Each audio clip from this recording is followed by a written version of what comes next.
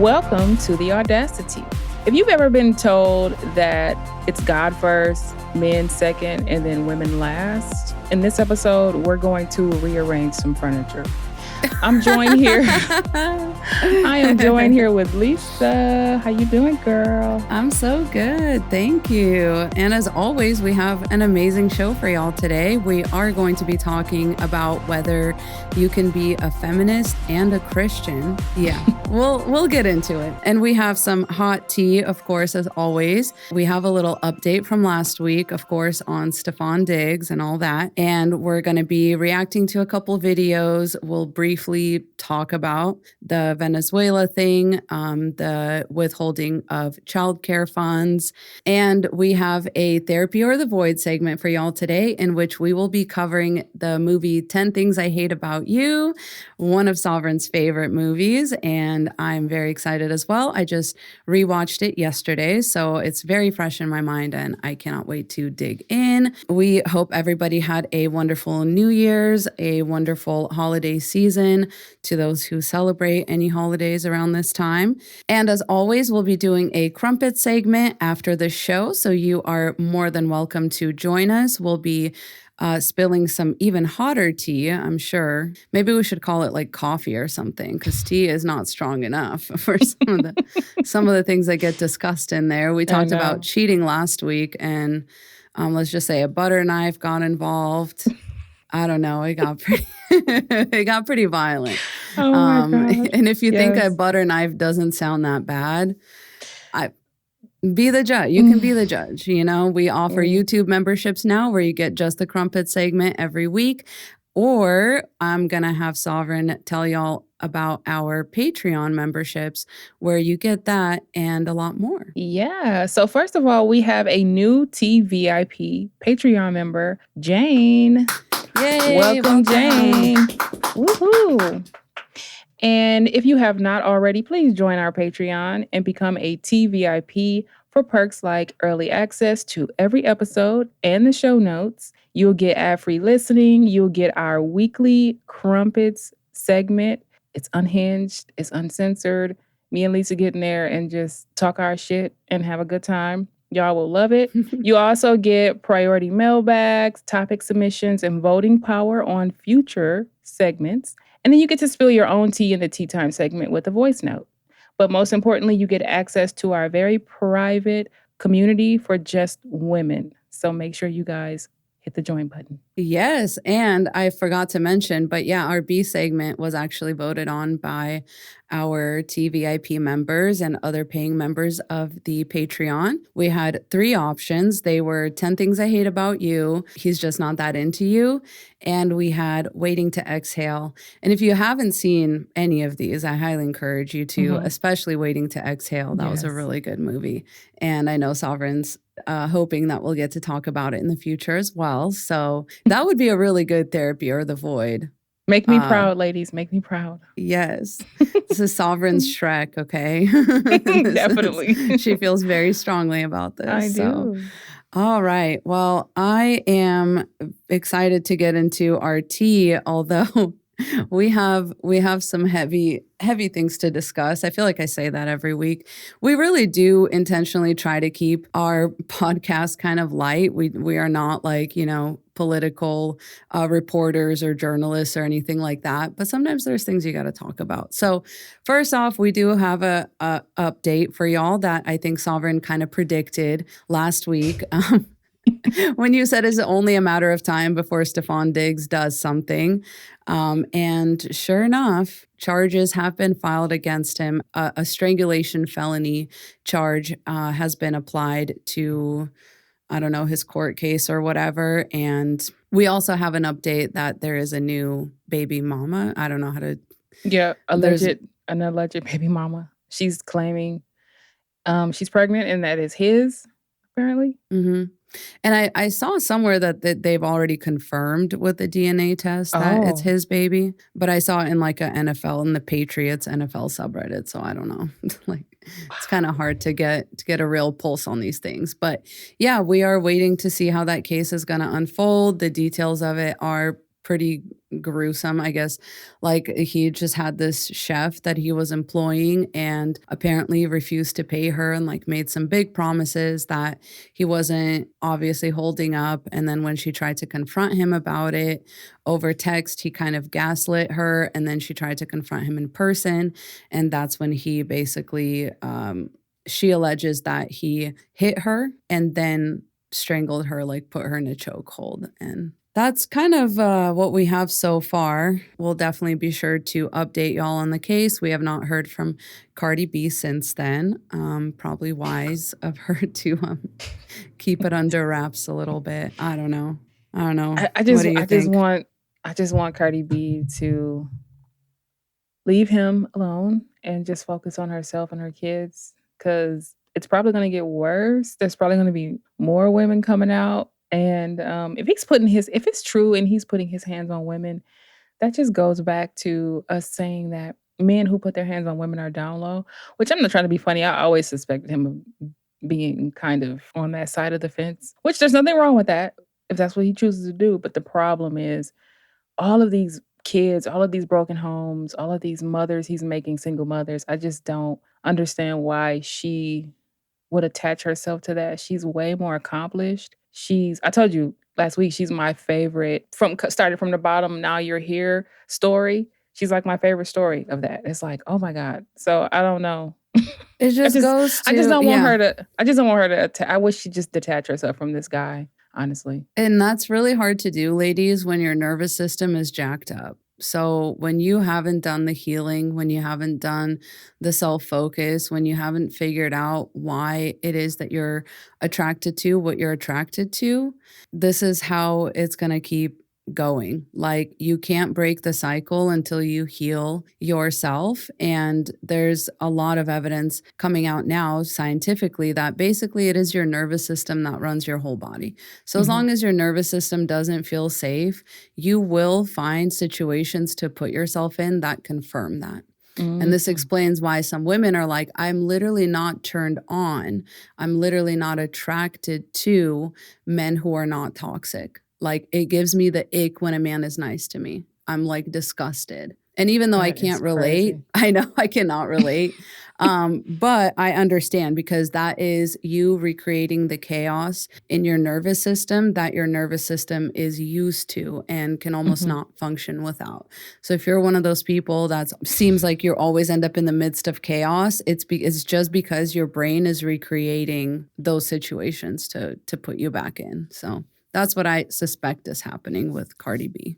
But I say this with love. If you're one of those women who can't stand a man being nice to you because it's just weird and you're trying to go back to your comfort zone in the nicest possible way, you're fucked up.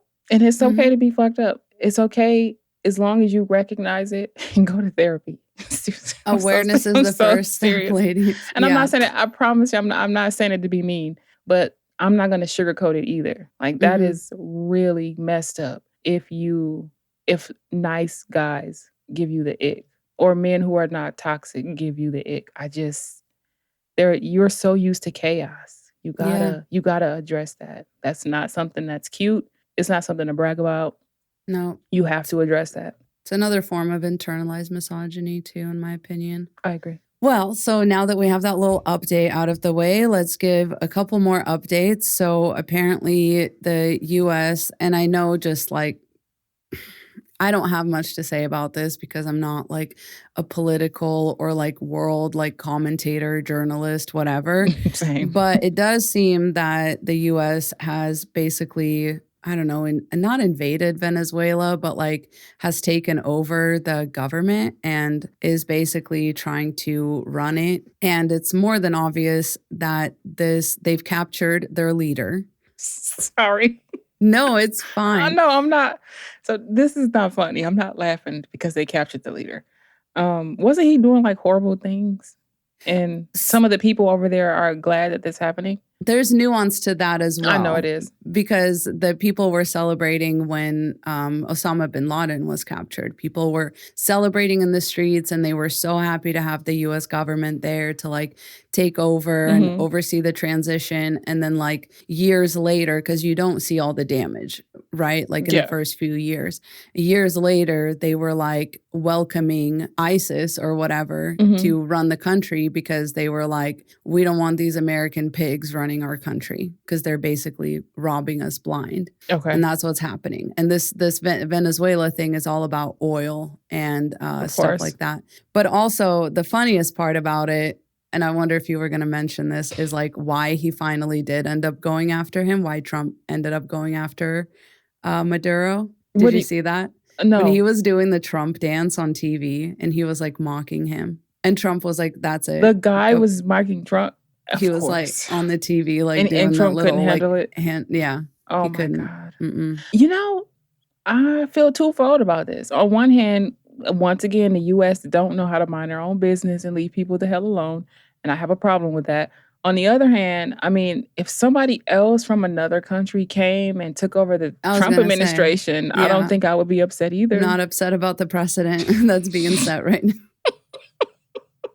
Zelensky was like, did you see what like Zelensky said about it too? He was like, oh, is this an option? Like, yeah, basically insinuating like, well, you guys should have got Putin a long time ago if this was about like out of control dictators, but it's not. It's about oil. So can we make it about out of control dictators? I wish. I wish. Yeah, it will be a situation for me where I just sit back and just eat my popcorn and, you know, just see how it all plays out. See how the cookie crumbles, if you will. But that's wishful thinking, of course. So I'll drink my tea.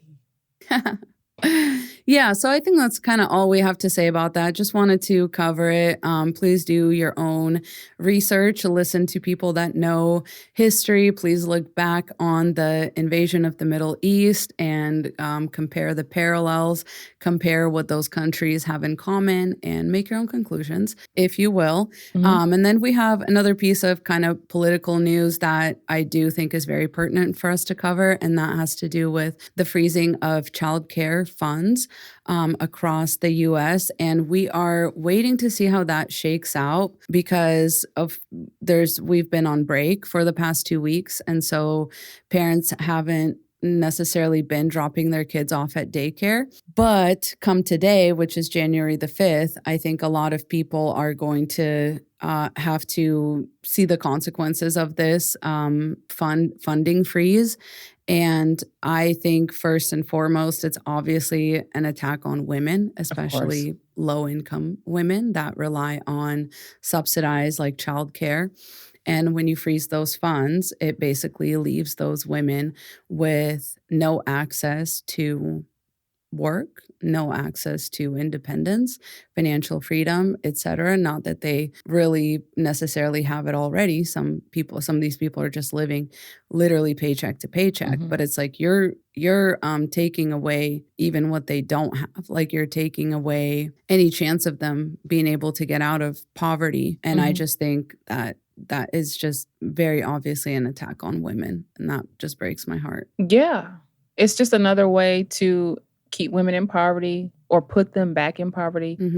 And, you know, so many structures around that breaks down. If there is no childcare funding, then those people that work there don't have a job. And then the moms can't go to work. And if the moms can't go to work, then her job is losing employees. And then, of course, when there's like a few employees, they're overworked, the ones that still work. You know, it's just a whole domino effect. And it hurts everybody. It hurts the community. And the only thing I can say, and I did a video about this at the end of last year, now is not the time to have kids. I know there are kids that are already here and we can't do anything about that. But you can do something about not bringing children into this very unsafe world. It's uncertain. Even if they turn around next week and say, okay, y'all can get y'all childcare funding back. Who's to say they won't do it again in 6 months or a year from now or 5 years from now? And it's still going to be uncertain. I just don't think it's the time. And I think we need to hold true to letting the birth rate plummet to hell for as long as possible, because it's not going to get easier for women anytime soon. I definitely believe that at some point it will. But under this administration, y'all can forget it. Things are just going to get worse. They're going to keep taking things away from women. And I saw this coming. I just don't know how long it's going to last. I don't know if it's going to go through and they're going to try again. Just like with Roe v. Wade. They've been trying for years to overturn Roe v. Wade, and they finally did it. I'm just using that as an example. But this is another thing. In order to keep the patriarchy in power, and, it's starting to crumble a little bit, but they're trying to get their pieces back. This is the type of shit that they have to do to keep men in control, keep women subservient and broke. Emphasis on have to do. Yeah.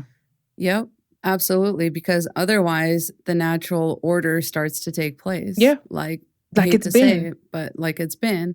And it's very disheartening because this administration has been just a coordinated attack on women's rights, starting with Roe v. Wade, starting with deprofessionalizing mostly female-dominated fields like teaching, nursing, etc. And now then you've got women being tracked across state lines, right? Because at first it was, well, let's give abortion back to the states, and that way each state can do whatever they want with it. But now you can't go to a state that, like, even within the U.S., where you can still get an abortion because the state that you live in doesn't allow you that kind of freedom. Mind you, in America, supposedly the land of the free, you can't cross the border. You can't cross a state border where you're still in the country that you're from and receive health care. And we talked about this last week, but we're not talking about elective abortions anymore at this point. Elective abortions, like that ship has sailed. We're talking about literal medically necessary health care. That's a coordinated attack on women. I don't know what else to call it. It is. And I think more and more women are starting to see that, but it's kind of a little too late. But, it's not completely too late. But a lot of women are starting to see that, I believe. And then don't forget about them that talks about no-fault divorce. That's another thing. The 19th. They're trying to roll back that. They are talking about taking away our rights to vote. I don't know. Yeah. There's so many things that they're doing. Lowering the age of consent so the little girls are not safe now. They've been talking about that. I have no doubt in my mind that all of these things will pass. And so it's just a matter of when at this point until we get out of this administration at the very least. That's a start. But as long as they're in office, we're in trouble. And even worse, the supporters will always find some way to justify it. Like the same people that were like, yeah, we just voted for Trump because we're tired of all these wars overseas and da-da-da, are now like cheering him on to kidnap more officials in other countries and like take over Greenland and all this kind of stuff. It's like you can't reason with people who don't have values. You can't reason with people whose values are so easily shaken and compromised. And so it doesn't matter what you tell the supporters of this regime is going to end up, if allowed to go that far, it will end up just like 1930s, 1940s Germany, where a lot of people are just going to be like, nope, this is fine. This is fine. This is exactly how it's supposed to be. And I support it. And even though I didn't support it 2 months ago, this is the best thing to do. They just don't care. So, yeah. Well, we have some videos to react to. Let's start with a Christmas one. Yeah. So this is what I wake up to on Christmas morning. On Christmas morning, by the way. Everything gone. Said she couldn't do no more. Took everything. Took the kid. Wiped out his whole closet. Yeah. And some of the stuff I bought for him, gone. They didn't take the TVs that I bought. Oh, I was asleep when they were taking everything. So left some of her stuff here. Yeah, this is all when I was asleep. I don't even know what this is.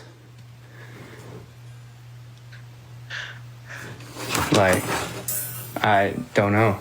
Oh my God. The sound of those hangers, the empty hangers is just fucking It fried me when I first seen The it. sound of Oh his my God. future. Oh my God. I'm pretty sure he was a shitty husband. Oh yeah, another case of a man being blindsided by his wife leaving. Like she never talked to him about anything, and it was her choice. Like she just couldn't wait to fuck up her entire Christmas and her kids' Christmas. And her kids' Christmas. Yeah. And this was definitely just to not stick some it to him. Yeah. Bro. Mm-hmm. Like, yeah.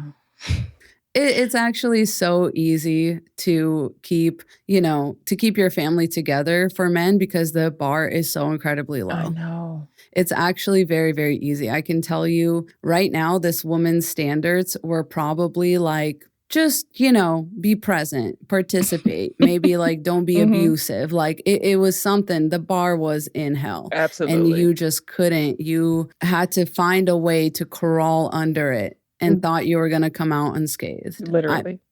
Listen, the dumbest game of limbo ever. And what's so funny is being single, like never married. When I see these situations, I already know why these women left without even hearing the backstory. I could literally tell you either he cheated, she found out about it, or he made her a married single mother. Like she was basically like doing everything by herself. He would use weaponized incompetence. I guarantee you it's one of those few things. And it's just the men want to pretend like they don't understand what happened. Everything seemed fine. And the one thing I know about women, before we get fed up, you have so many options and opportunities to change and be better. Women will nag you. And when women stop nagging, that is not a key, or that's not in a man's mind, they'll see that as he won, basically. And it's like, no, she's on her way out. Yeah, that's the point you lost, actually. Like she's literally planning her escape, and she just hasn't told you about it 9 times out of 10. So yeah, I don't feel sorry for these men. And even if, let's say on the off chance, she's this raging bitch that just made your life miserable, you know what I'm going to say? You should have chose better, sir. Sorry. Yes. It's my favorite thing Your to picker say. is broken. You should have got to pick better. Honestly, you got to have some self-respect because these women, they'll just leave you on Christmas and, take all the clothes. I love that he was like, yeah, she took some of the stuff that I bought him. Like he said that about his kid. Like, so yeah, because that's your kid's stuff and your kid's going with her. So yeah, she took the stuff. Of course. And then he was like so happy about she didn't take any of the TVs that I bought. Did you pick up on him saying the kid? She took the kid. Like not my son, not my daughter, but the kid. The kid. Really? Mm-hmm. And this is why women say that men just want to have a wife and kids. They don't want to be husbands and fathers. Nope. They don't want to do any of the work. To them, like it's very clear your kid was just a pawn to you because you're still using them as a pawn. Oh, it's fucking pathetic. And if you're the lady that this man was talking about, please don't go back. You found your freedom. You've escaped. You've done the right thing. Just keep on trucking ahead. It's so much better on the other side. I promise. Don't turn back. Don't turn back. It doesn't look like she's going to. She took all everything of her stuff.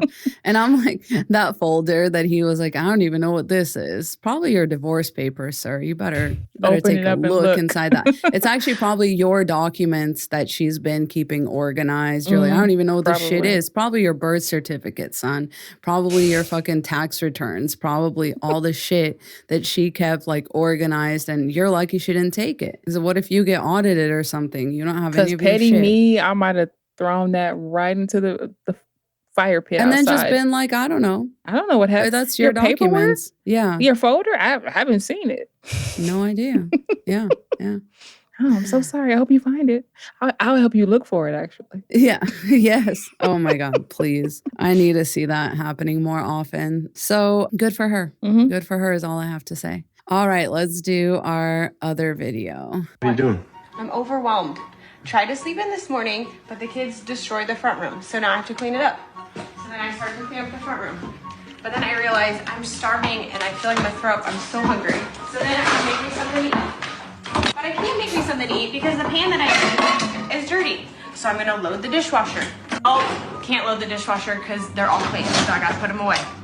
So then I start to put the dishes away. And the dog keeps getting in my way.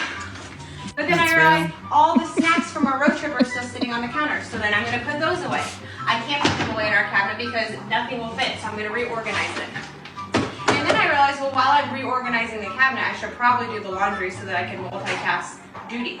Oh, can't start laundry because I don't have laundry soap. So then I need to make some laundry soap. While I'm over here, I realized my pan is still dirty, the pan that I need to make food, and I'm starving. And all I want is bacon. Do you know what pissed me off the most about that video is that this is how a woman's brain works. Yes. Fuck out of here. I hate that shit. It's like, no, her brain is actually in overload mode. Like it's absolutely overwhelmed. Right. It's not actually working per se. It's like spinning its wheels because there's so much to do. And the second thing that pissed me off the second most is her fuck ass husband just filming her. I said the same thing. I'm like, did she tell him to do this to like demonstrate? I hope so. Because what the hell? All of that just gives me anxiety. I don't know how women do it. Y'all are heroes for doing this because mentally, being overstimulated like that, the only way I can handle that level of overstimulation is if I was by myself. Mm-hmm. But I can't imagine having a man there, kids and dogs and whatever else. Oh my God, I would fucking lose it. I would just lose it. I can't. So, yeah. Oh, my God. It gave me so much anxiety. I can't even imagine just living that way. So shout out to the women. But when women, I would never fault a woman for getting divorced or breaking up with a guy ever. I already know why you're leaving. So I was going to say this video and the video right before it are actually like, if you flip them, that's the order of things that happens. Yes. It's like. So true. That's so true. Is like she realizes she's doing it all by herself anyway. Because every single one of those things implies that like the fact that it's still out implies that the other adult in the house didn't do anything. And the fact that the range of things was so vast, it's like, no, you literally didn't do anything. You cannot convince me that this man is useful or helpful around the house because at the point that it gets to be like this, it's because the other adult in your life is not helping out. Absolutely. Like there's absolutely no way that the kitchen is in that much disarray, that the laundry room is in that much disarray. I don't care if your husband has to like stay up a little after he gets home from work or whatever, after you guys get home from the trip or whatever. Why did he get to just saunter downstairs and be like, oh, can you say that again? This will be really funny. Like, exactly. Don't fucking piss me off. You should have been in there washing that pan. You should have been in there like putting the snacks away. You could have started a load of laundry. You could have like take the dog outside. You could sit there and play with the kids. You could like. But no. That's her job. Those are her wifely duties. That's why I married her. I married her so she have to do all that stuff. I'm the king of the castle. I should be able to play my games and drink a beer and watch TV. Like I should be able to because I work 40 hours a week. Well, how many hours a week does it look like she's fucking working? Remember that guy on TikTok that was yelling at his wife about working 30 hours a week or 25 to 30 hours a week? And he thought that was like 80 hours a week. He said it like it was really something and he was just complaining about it. I was just like, oh my God, really? Yeah, I'll never fault women for leaving, ever. Breaking up a home, as they like to call it. That's break up your home, then, ma'am. That's not a home. That's not a place of safety. Like when I hear the word home, I want to feel safe. I want to feel cozy. I want to feel well taken care of. And honestly, it's really not that hard for a man to provide that. Like I have that and it's very nice. Like when I think about my home, I don't feel stressed. I don't feel overwhelmed. I don't feel anything like that because I have a partner who is equally as invested in like having a nice, functional, cozy, safe home. It's not that fucking hard. It's really not. And it really does not need to be a big deal. But I hate seeing women just getting run into the dirt like this, like run into the ground, because that will really do a number on your nervous system, just feeling like this all the time. Because I get it, like I have ADHD. I was doing some version of this morning where I was like trying to multitask and whatever. But to me, it didn't feel stressful. It felt like, okay, I'll just do this. And then while I'm doing this, I'll do that. And nothing about it was annoying because because there wasn't like a useless Mhm. human being in the room just Right. like recording me, or like, you know, and I know that before my husband left for work, like he did the dishes, Mhm. like he cleaned things up, he walked our dogs, like whatever. So everything I had to do wasn't that overwhelming. And real quick, a lot of people don't understand. I hear men and some women talk about how, yeah, but if you leave the man because he's not helping you, now you're going to have to go do 100% by yourself. And people don't understand that's one less person that you have to service, one less person you got to cook for, one less person you got to fuck, one less person you have to do laundry for and clean up after. They don't understand that the man becomes dead weight, literal dead weight. You're in the desert, you are struggling to survive. You're carrying an extra 250 pounds of extra dead weight. Once you decide to let that weight go, your journey through that desert is going to be so much easier. It's going to be still hard. It's still going to be hot. You still need water to survive. But getting rid of that dead weight, though, and that's what the men don't seem to understand. Or maybe they do and they pretend like they don't understand. But it's like, you are dead weight. You are literally dead weight. It's easier for her. It's easier for her to be a single divorced mother than it is to be a married single mother. One less person. Yep. Alrighty, well, thanks for hanging with us. And we are getting ready to move on to our main segment and hopefully answer the question of whether you can be a Christian and a feminist and what that might possibly look like. So please stick around and we'll be right back.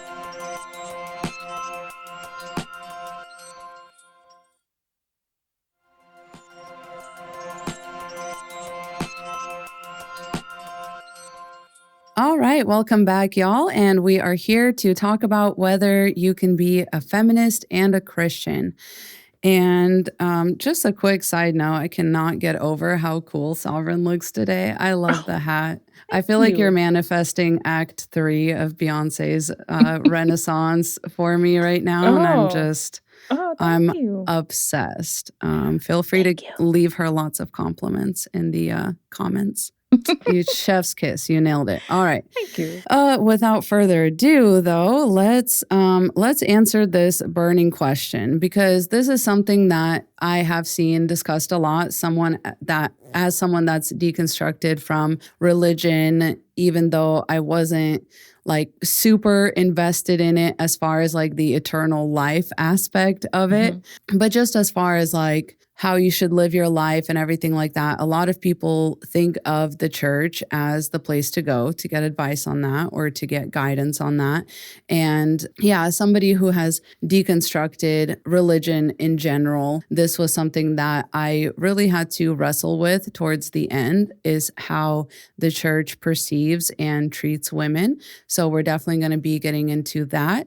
I also want to say just a couple disclaimers. Number one, as we said in our previous episode where we talked about religion, this is going to be deconstruction adjacent. So if you're not ready for that mentally, spiritually, otherwise, please take care of yourself. That it's not easy. It's hard work. And it is kind of like a shattering of your worldview sometimes. And so please be mindful, be kind to yourself. And then I also want to say that there are clergy out there and there are churches out there that have sort of shifted their focus from being a place of like spreading religion or spreading Christianity necessarily, and have more become like community hubs and places that actually welcome all people and places that use, I don't know, scriptures or whatever, inspired texts in a different, like less oppressive or attempt to be not oppressive at all with it. And so we just want to say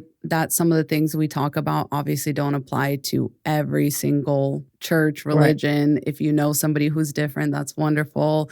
If you go to a church and there's like a gay woman as a pastor and you guys talk about intersectionality and, you know, all that's wonderful. I love that for you. So we're not coming for anybody who is sort of subverting the religious standards and kind of trying to do something different. What we're referring to mostly when we go to answer this question is within mainstream Christianity, there seems to be this idea that you can sort of balance the two things. Like you can be a Christian, but you also don't have to believe that there's some kind of order in the Bible, or that there's some kind of order in religion, or that you don't have to necessarily subscribe to. The most popular way of saying this is usually like men and women are equal but different.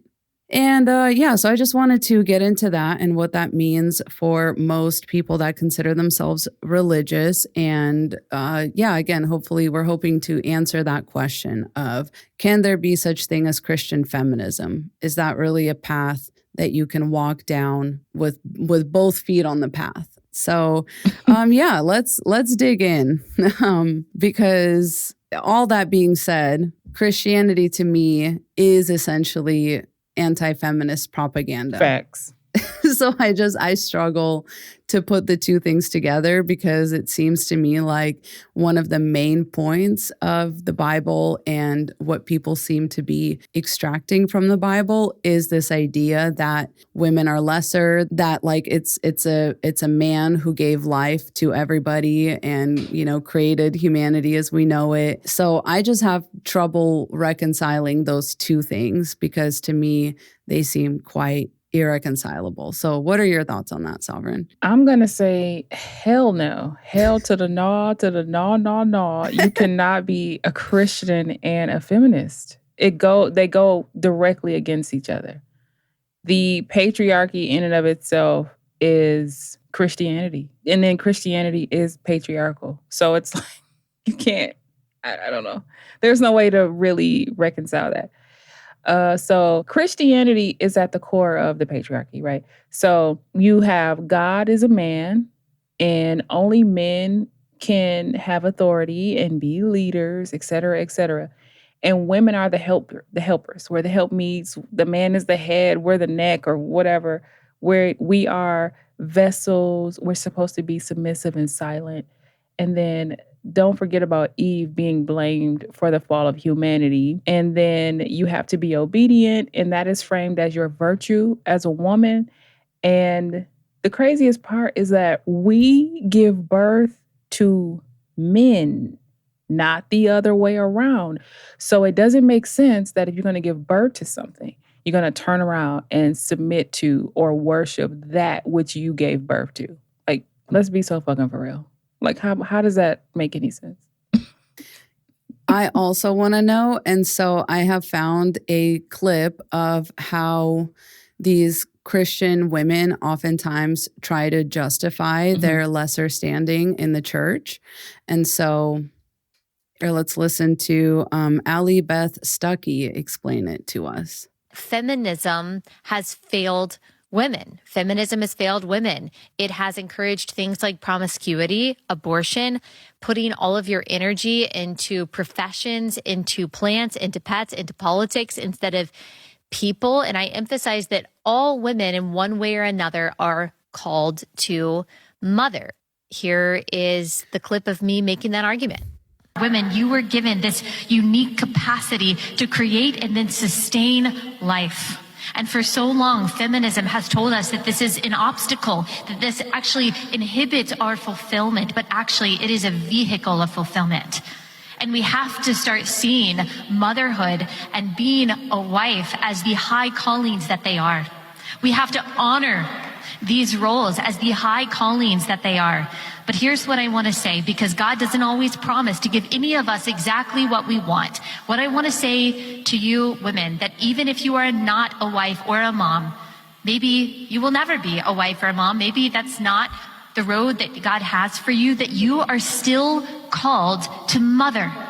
You are still called to mother. And here's what I mean by that, that every single woman has this amazing, incredible ability to cultivate and to beautify and to nurture and to grow. And that energy is not supposed to be channeled into your profession, into politics, into plants, or to pets.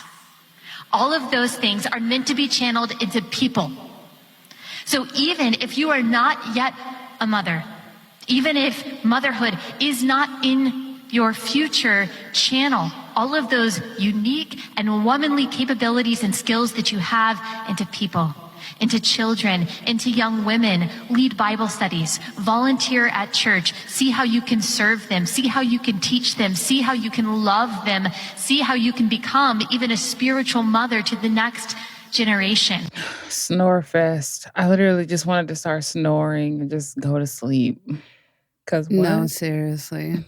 I love how women like this and men like this, try to frame this as life is a one-size-fits-all, because it's not. So when she say it's a vehicle of fulfillment, for who exactly? So you and other women who feel like you? But the beauty of feminism is that women have the right to choose if that's what they want to do. Do you want to be a mom? Do you not want to accomplish any goals and just, like I always say, I'm not trying to be funny, but you can stay at home and be a stay-at-home mom and fold socks, or you can raise children. You could be a school teacher. You could literally be a lawyer. Like whatever you decide to do, that is the beauty of feminism. Feminism is not saying to women, no woman should ever do this or do that. You're supposed to be in the church. No, we're saying let women choose. I don't understand why that's so difficult. People get really upset that a lot of us and a lot more of us are choosing to say, motherhood is not the path for me. That's not fulfillment. I honestly can't think of anything that will make me want to end my life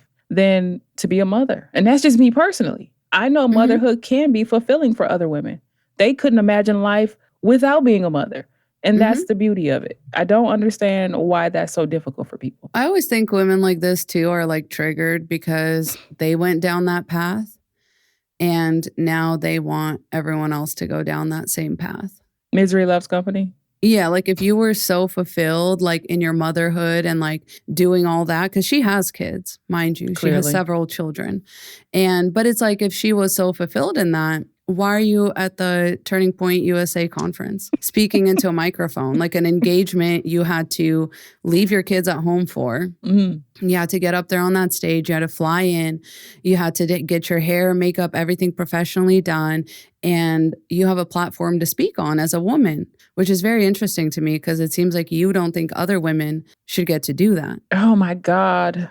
The hypocrisy. Hypocrisy. It reminds me of Candace Owens. Right. These women claim that they are traditional women, but traditional women, sorry to put it this way, are broke. Traditional women don't have their own money.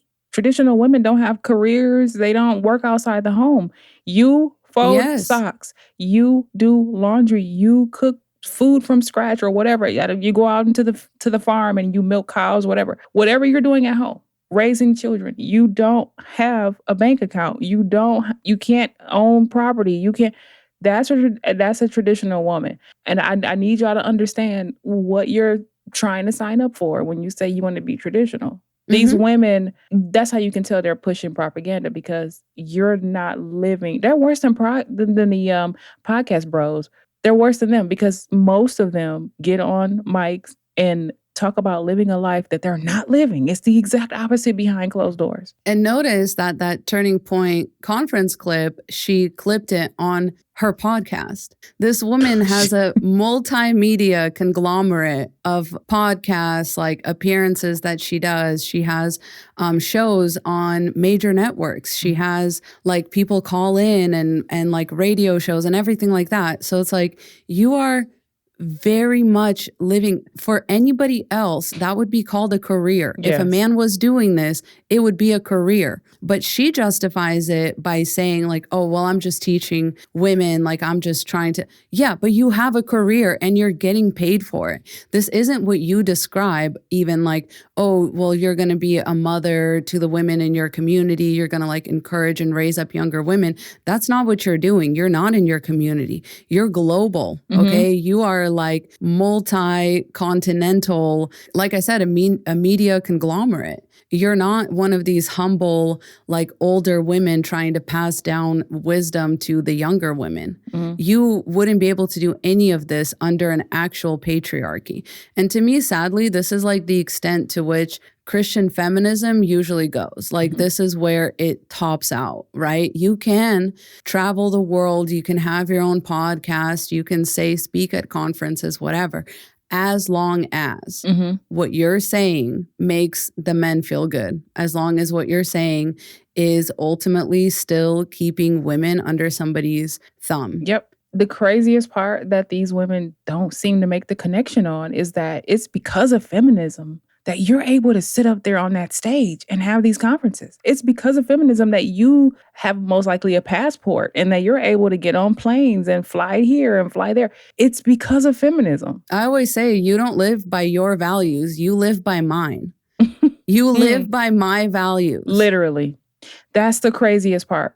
You literally are living by feminist values. And you are sitting up here saying feminism. What did she say? Feminism ruined women or whatever? Really? That is so interesting. It ruined you and women in general. But it's like, I can do this. I can get on flights. But you have a bank account. And you have a bank account and you can make your own schedule. I'm pretty sure she has nannies. Like traditional women didn't have nannies. You were the nanny. You were the mom. Breadwinner? Who's the breadwinner in your household, Allie? Probably her. Who makes more money? You or your husband? And I bet you she probably actually employs him, if anything. Yeah, he's another probably thing. Like director of operations for her multimedia conglomerate. Or he's her PR person or something.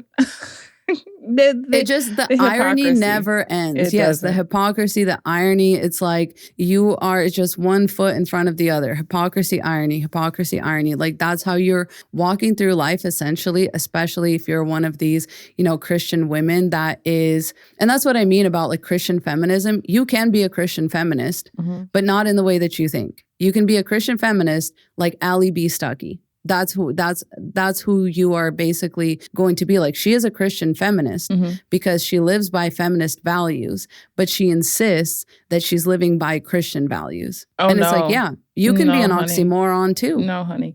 Christian values will have your ass at home, barefoot, pregnant in the kitchen, making cookies, changing diapers, wiping snotty noses, and bending over when your husband come home from a hard day's work.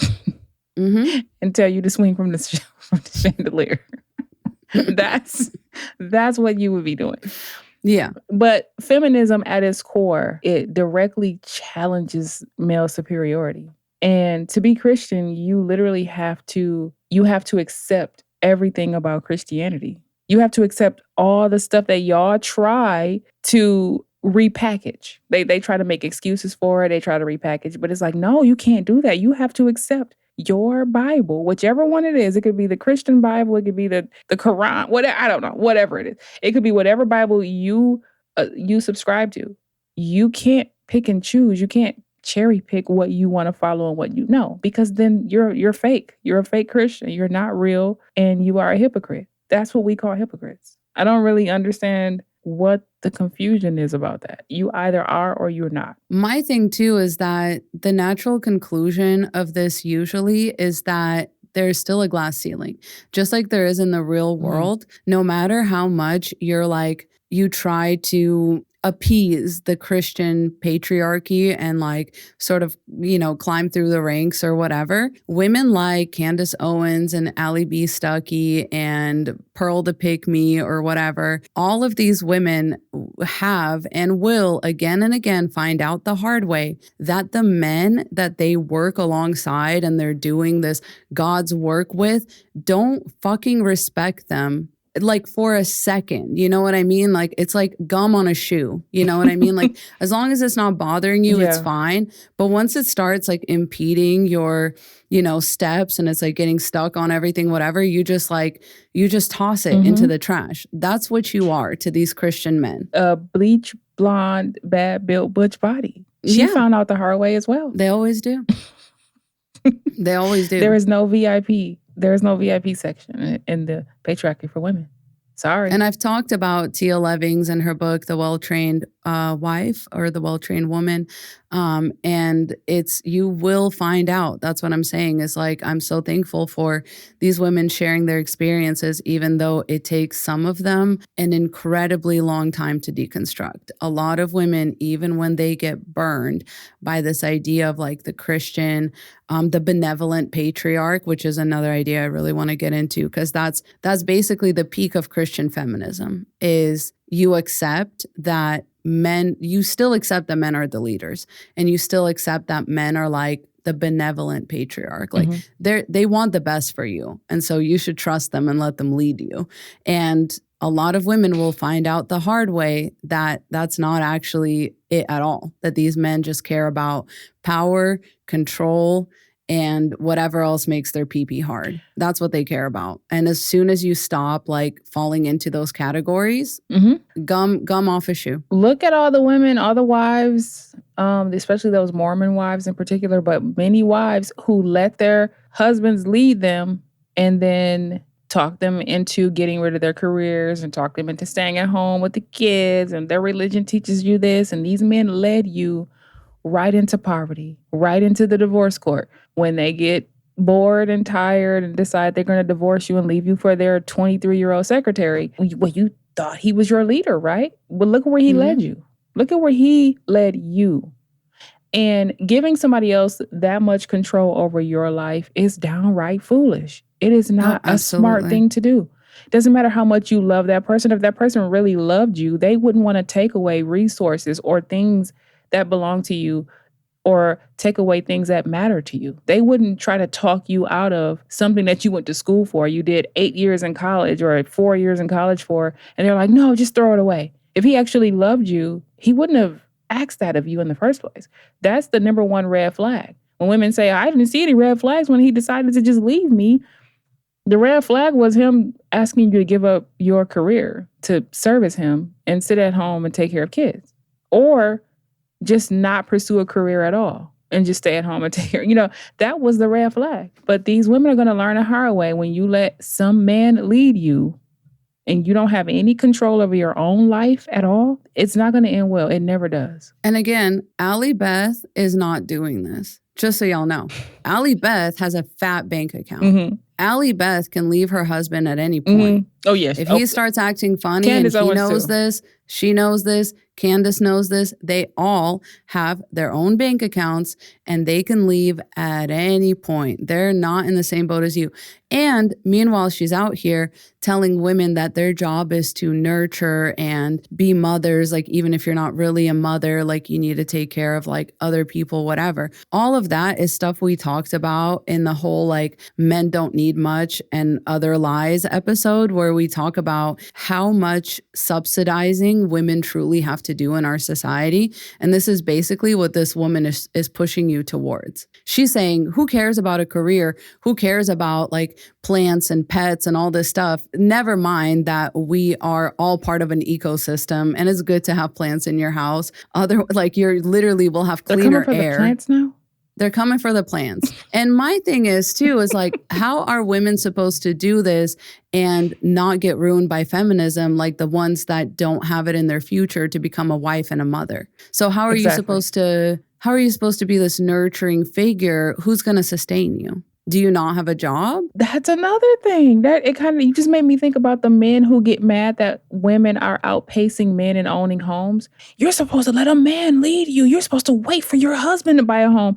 So meanwhile, you want me to live under a bridge? I mean, in a shelter? Like, what am I supposed to do to maintain myself? Yeah. How am I supposed to feed myself? I'm supposed to sit somewhere in a corner down Skid Row or in a dark alley somewhere, I don't know, finding shelter under somebody's ottoman of a restaurant, waiting on a man to take care of me. Meanwhile, I got to eat. I got to get to work. I got to get to the doctor. I got to run errands. Some people have kids. I got to take care of my kids at school. Really? Yes.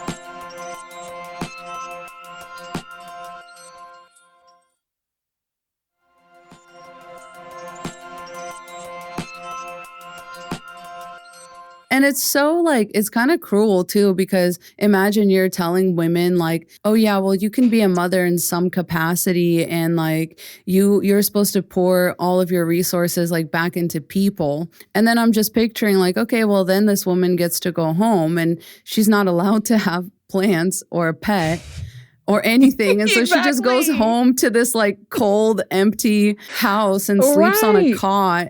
And like, it's so like, oh my God, you literally have no empathy. Like you are a fucked up person just looking women dead in the eyes. And trust me, I have seen the fate of the women that are, supposed to be the single women that like keep glue the community together and like whatever. Nobody cares about them. No. They end up like making coffee every Sunday. And that's like their job. Like they end up being like the person that cleans up all the shit in between the pews after church. I'm so serious.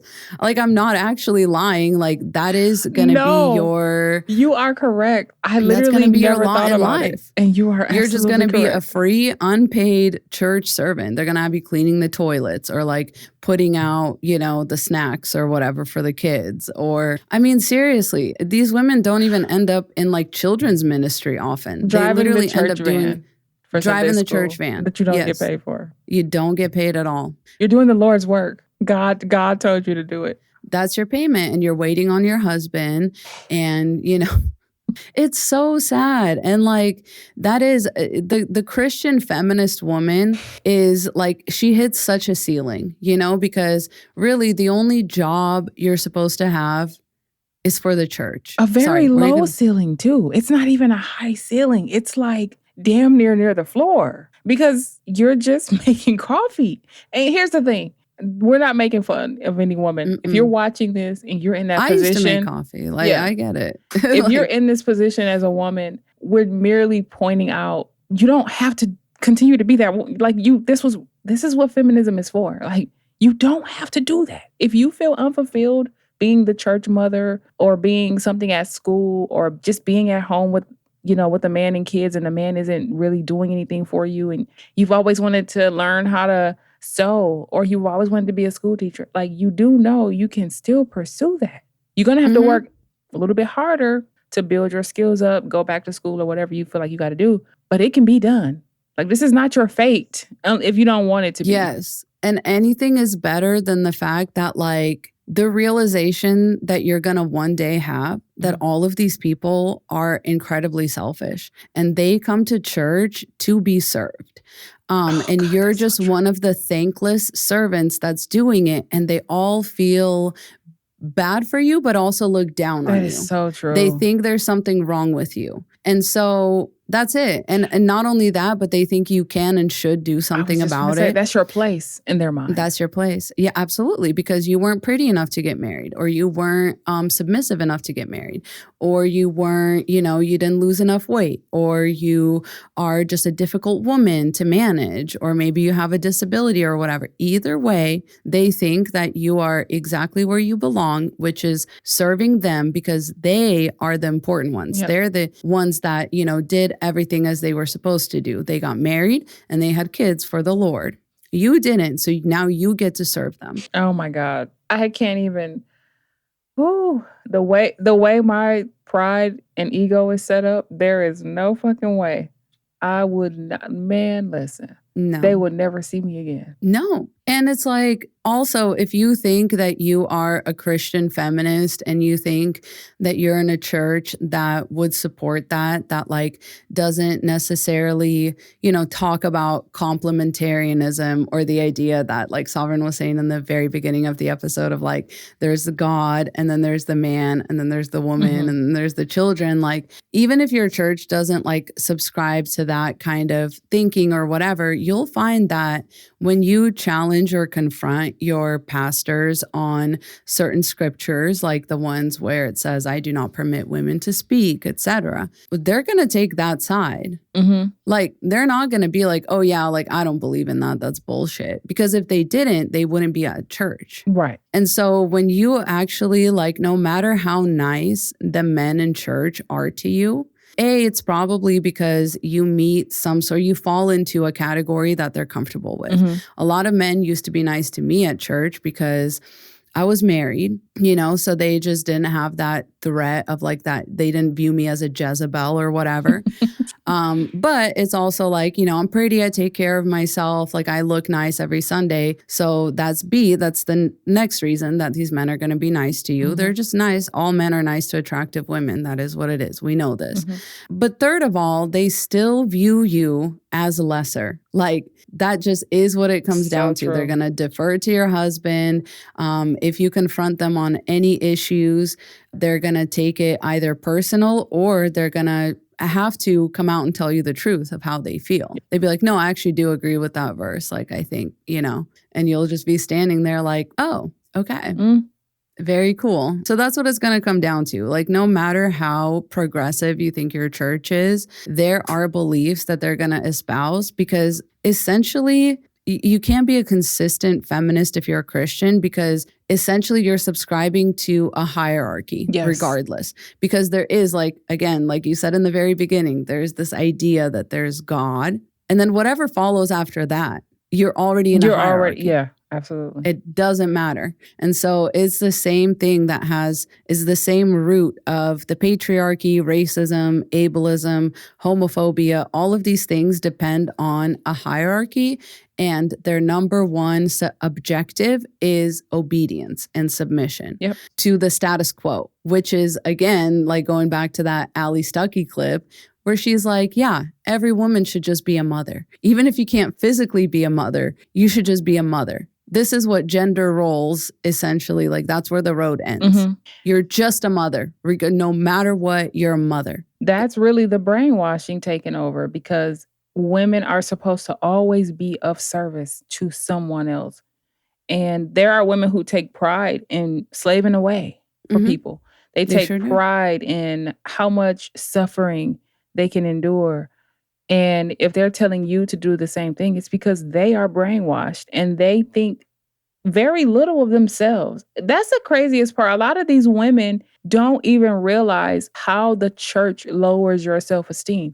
You have to have low self-esteem to believe that some man or somebody is better than you and more superior to you. And then you're the one who give birth to them. That is so, I'm going to die on this hill. You give birth to them, but then you're supposed to turn around and see them as superior. They need to pass through your coochie, excuse my language, to exist. But somehow they're superior to you. And it's just like, you have to have a lower sense of self-worth because you don't know any better. You've been brainwashed. But this is where you have to start to deconstruct from this, because how you do one thing is how you do everything. If you feel like you are nothing or you're beneath in the church, you're going to feel like that in your relationships. You're going to feel like that at work. You're going to feel like that in every aspect of your life. Like, you are not that person. You're not deserving of great things. Oh, great things happen to those people. And it'll stop you from even wanting to go out and accomplish a goal or, chasing a dream or whatever. It's just so frustrating that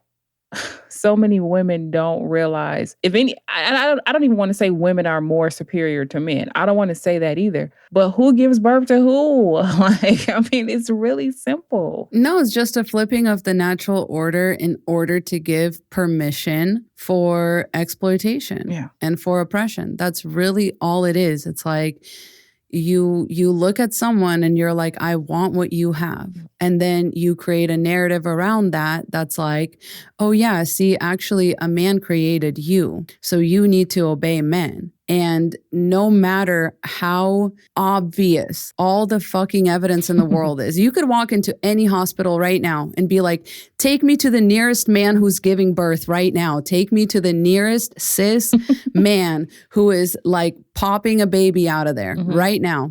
Take me there. And they can't. They never will be able to either. It'll never happen. Another thing that the church tells us is that our bodies belong to your husband. First to God and then your husband. So think about, where is feminism in there? Where is that at? Because your own feminism gives women our bodily autonomy. Feminism says our body belongs to us.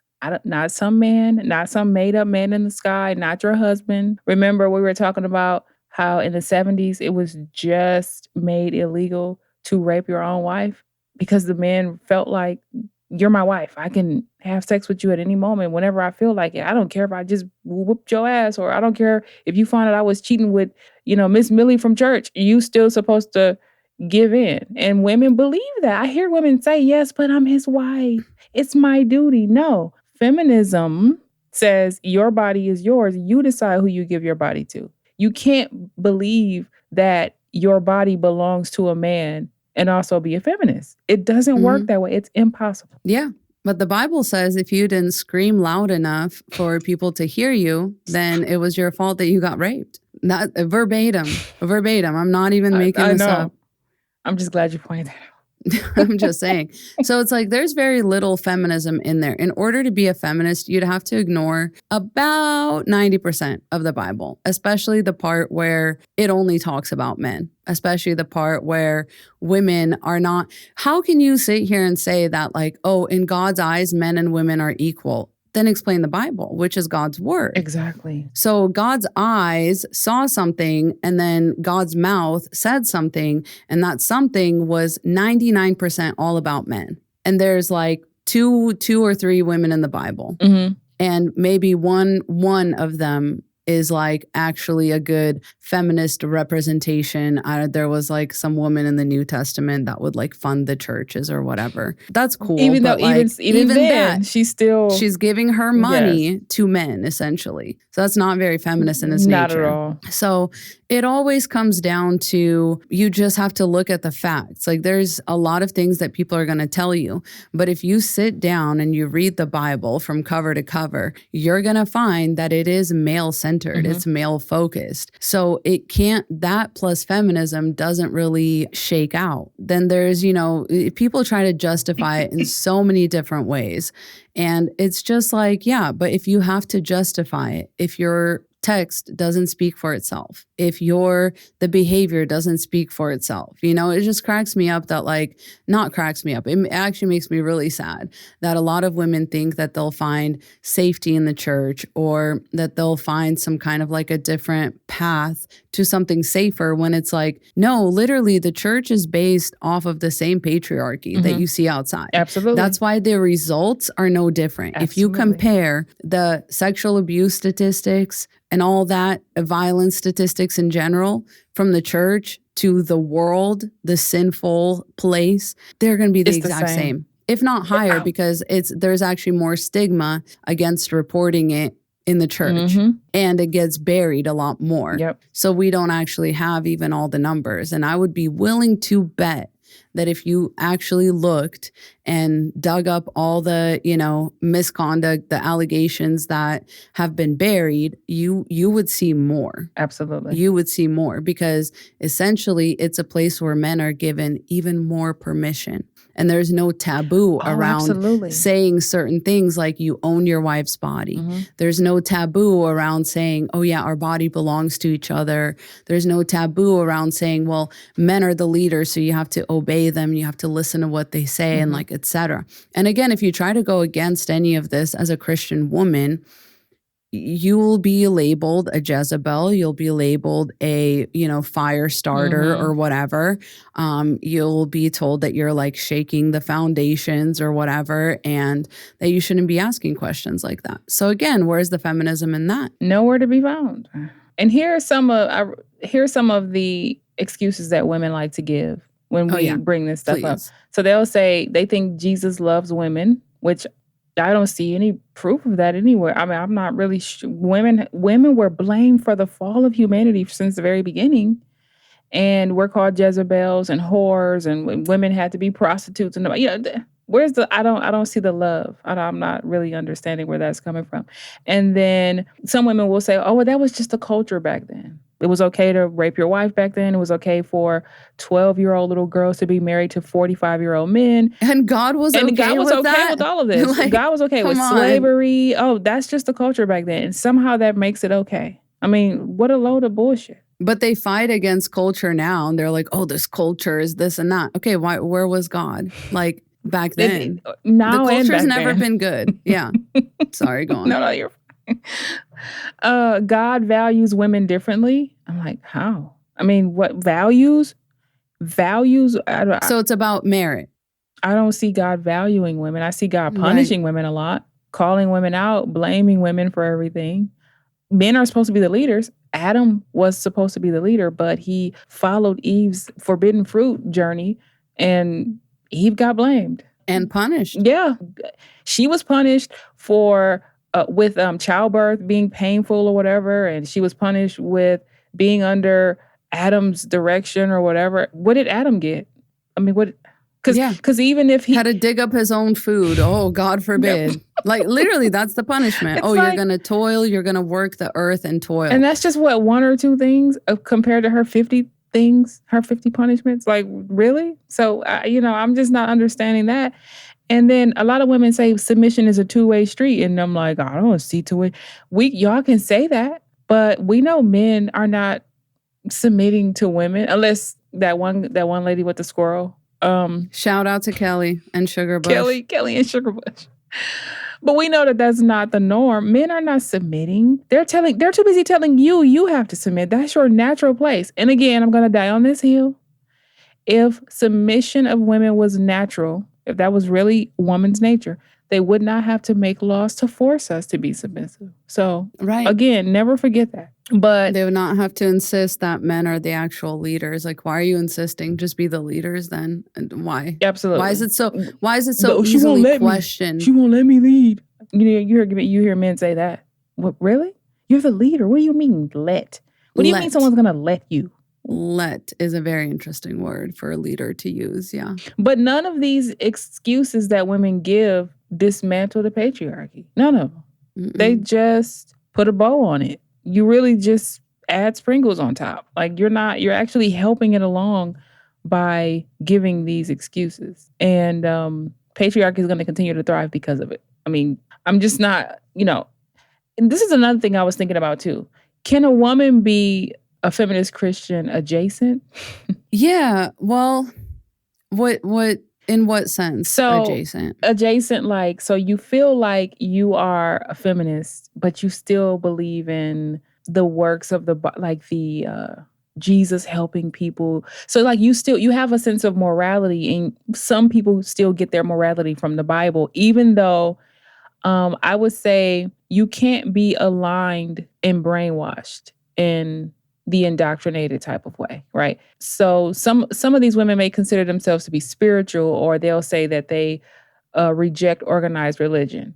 So you may have your own personal practices of morality just because you got it from the Bible, but you are not indoctrinated and you have let go of all of the men are in charge mindset. But for some reason, they still hang on to Christianity. I think women in that case probably still have some deconstructing to do, but they may have hit a plateau where they're comfortable right there and they're like done and they're not going to deconstruct any further. I think that's fine too, just as long as you know men are not in charge of you and that men are not superior to you and that your body is your own and that your life is what you make it. And whatever you say your purpose is directly coming from you, what you believe, not what the church told you, not what your family told you, not what some man told you, not what the podcast bros or the passport bros are telling. No, it's you. So I think a lot of women probably do fall into this category where it's like, I'm spiritual, I reject organized religion, but I do believe in some things in the Bible where God said to help others and to love thy neighbor and stuff like that. I do think that there's a large number of women in that category. And like I say, I feel like that's fine, but I wouldn't say you're a hardcore feminist though, just because you're still adopting this patriarchal book, this patriarchal religion. Even the idea of like that hierarchy of I need to get my morality from somewhere else. Why? Do you know that like animals help each other? It's the same species of animal. They have been like, you can read up about species like altruism, where animals will even sacrifice themselves for each other. And they don't have the Bible. No. Or they don't go to church every Sunday. So it's like, to an extent, you don't, it's like, why are you outsourcing your morality? Because I agree, like my husband and I were actually talking about this because I was doing like episode prep, and that's something that came up is like, well, what if it's just like the first step? And I would say, sure, but it's very important to not get stuck there. It's very important I think it's also kind of important, and I don't want to open up a whole can of worms, so I'll just say this briefly, but it's important to differentiate between feminism and then thinking that men and women are equal. Because here's the thing, you can think men and women are equal and still not be a feminist to the fullest extent, because feminism is associated with women and everything like that, but it goes much deeper than that. Like we have to kind of like almost stop thinking of it in its like simplest definition, because at the end of the day, feminism is not complete without intersectionality, without, just the abolishing of hierarchical structures, because that is, you realize if you go deeper and deeper and deeper that it's all connected, and that whatever gives men the permission to rule over women is the same thing that gives white people the permission to be racist. It's the same thing that gives able-bodied people the permission to be ableist and to be like eugenicist or whatever. It's the same thing that gives people who claim that they're straight the permission to be homophobic, et cetera, et cetera, et cetera. And so to outsource your morality is, I think, a very dangerous game that you're playing. I agree. And I think it's something that men do a lot because they're not taught to think critically about their actions. And because that is something that the patriarchy relies on, is the outsourcing of morality and the subsequent like obedience tactics, right? Like we often talk about laws are made for men. Like women at scale are not the ones breaking the law, especially in like if you don't count prostitution as the breaking of law, women are not the ones doing the law breaking. And so it is very much a man's game to externalize morality and to be like, oh, I have to do this, otherwise a man in the sky is going to punish me, or you have to do this otherwise. And it's just one of those like deferred gratification systems where it's like, oh yeah, your treasure, your rewards are in heaven. It's a Ponzi scheme, guys. Like I don't know what to tell you, but like until you deconstruct it, like you can call yourself a feminist. You can say that, you have found a place where God and feminism meet and intersect in this beautiful way. But the reality is you had to ignore 90+% of what the Bible actually says in order to get there. You had to ignore 90+% of everything that people who preach about the Bible say. Yep. Like you basically have to turn it into like this unrecognizable thing. Like if you were to read the Bible, that's not what you would get out of it. You wouldn't get men and women are equal. You wouldn't get God loves women just as much as men. You wouldn't get that. You wouldn't. You can't, like I said, you can get there, but only by ignoring most of it. So at that point, where are you really getting your morality from anyway? It's yourself. So just trust yourself. Like if you got to that point where you can say like, oh yeah, like I almost don't believe any of what the Bible says. I don't believe in organized religion. What the Bible was written to support, or the first entire half of the Bible is instructions on how to form an organized religion. Like, I don't know what to tell you. If you don't believe in organized religion, that's fine. And I've even heard like some well-meaning, white folks say that like, okay, yeah, like I don't want to subscribe to any other kind of spirituality because Christianity is sort of what it's our burden to carry as white people. Like if I'm going to be spiritual or religious in any way, I'll be a Christian. And I just have good news for you. You don't have to be. You don't. You really don't. I always say I don't read the Bible, not anymore. I don't care anything about the Bible. I don't go to church. I deconstructed from religion a long time ago. And I don't consider myself to be a bad person. Like I consider myself to be someone that tries very hard to do the right thing, even though no one's ever going to do the right thing all the time. But I try just within myself. And I understand the consequences of my actions. I understand that actions have consequences.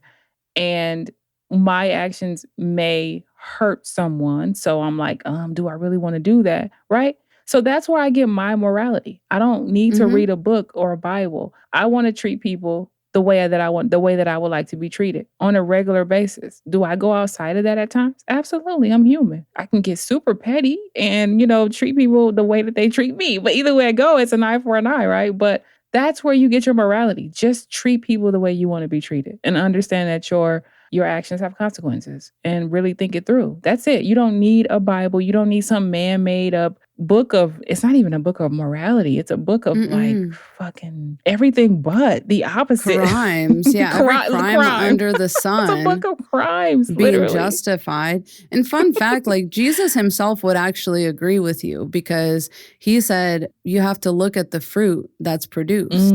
And so if like the best Christian, right, and somebody who's completely a-religious and amoral or whatever, live by the same principles of like actions have consequences. I don't want to hurt other people unnecessarily. I don't want to, then you can surmise that morality doesn't really come from God. Absolutely. It comes from us. And so you notice some people glitch out when they see atheists doing nice things for the community. Charity work. That's the only people that are doing it. Christians only serve their own church. Yes, that's so true. And so they don't know, their brains go into over what you call it? When like when the computer starts to smoke.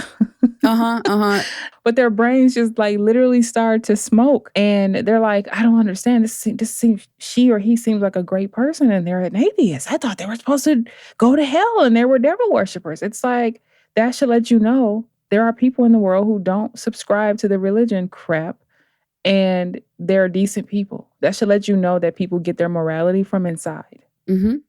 Not from a book. Absolutely. And speaking of that, I kind of wanted to wrap this up by saying that to me, the spectrum of Christianity and feminism is very hard to reconcile in a way where the Venn diagram, the circles overlap in any meaningful way, right? Sorry. Because they're gonna bump up against each other. I know you love the Venn. I do. You're never here's I'll explain it in a way that I think Sovereign will appreciate. The Venn diagram of Christianity and feminism will never be a perfect circle. In fact, it may overlap very, very slightly, but that's the extent to which you are calling yourself a feminist. Oh, that's so perfect. A Christian feminist. Does that make sense? That was put so perfectly. Thank you. And the questions that kind of led me there is like the stuff that I was asking myself, as I was deconstructing is like, should a woman work always, or should you only work when your husband is not able to work? Because he's supposed to be the provider, and like, does that kind of disrupt the natural order of things if you work and you have a career and your husband's supporting your career? But how does God look upon that? Yeah. How would the other people in the church view that?